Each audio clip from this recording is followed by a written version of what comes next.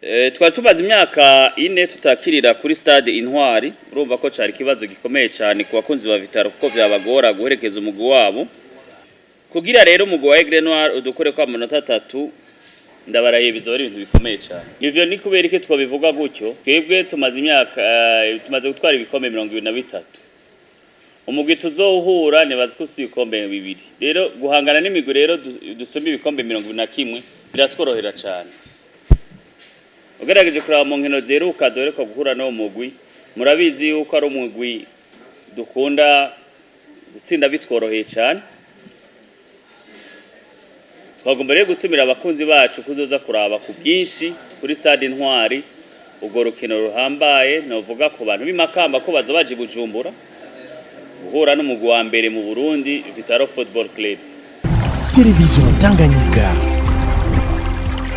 Umugwi wacu wa Vitaro Football Club no mugwi komeye cyane mu Burundi kanasizana amazi yuko ari wo ufise ibikombe byinshi cyane muri championnat y'u Burundi eka no mu bikombe byose bikinirwa mu Burundi. Niwe mugwi wonyene umaze no gutwara iganwa ry'akarere ka Sekafa kari mu bihugu birenga 12 kongera kaba umugwi washitse muri finale ya Confederation Cup yo muri Afrika mu 1992 muri aziko twahuye na Africa Sport yo muri Côte d'Ivoire.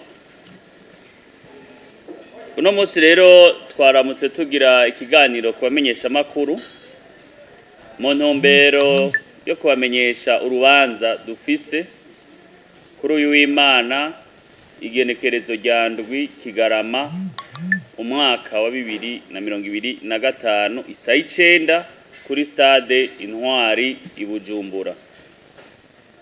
Ni muri iyo ntumbero rero umugwi wa Vitaro ko tubahaye ikaze ku munsi w'Imana.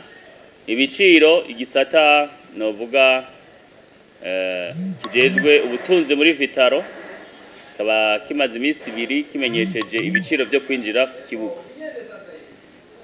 Umwana muto cyane mu kwinjira aho bita ku mpande azoriha 2,000. Nibisigura yuko rero umuntu arishe ijya bita VIP ku mwana wacu ari hanawe ne 2. Bisigura ko iyo 2 twabigiriye ku bana bazoja kuri Portour. Kuri Portour na mafaranga 5,000.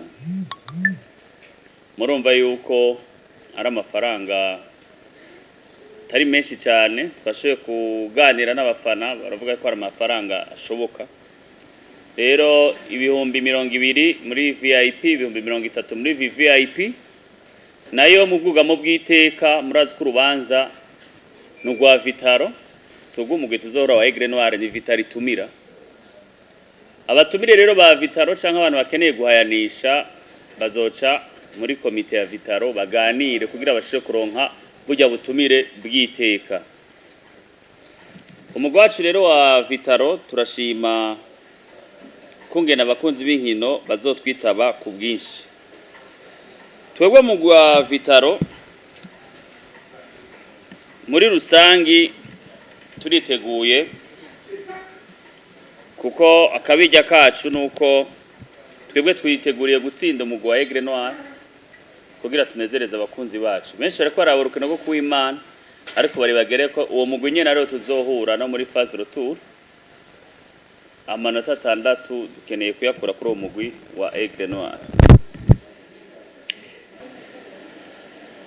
Nico rero twoshobora kubamenyesha tubibutsa n'ibiciro byo kwinjira yuko byamaze kumenyekana.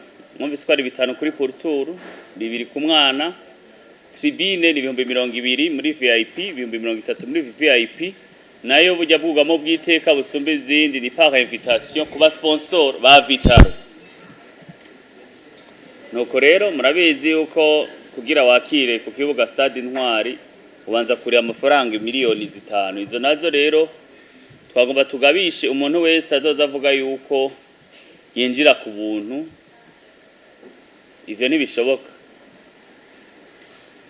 Nuko rero twashobora kubibamenyesha mu bimenye kare.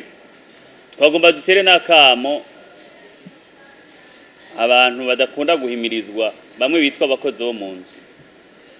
Nabo turazi yuko bakunda Vitaro. Abakora imyuga mito turazi ko bakunda Vitaro.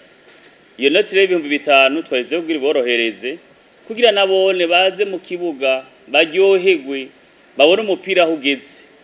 Nibaze ko ubwo butumwa kubakora imyuga mito mito bamavuga ko ibiciro biba biri hejuru, abasudere, abakwafere, abakora imyuga mito mito, twebwe Vitaro turabaha ikaze tukabasaba kuza ku bwinshi kuri match yacu kuw'Imana kwigenekerezo rya Ndwi Kigarama umwaka turimo murakoze.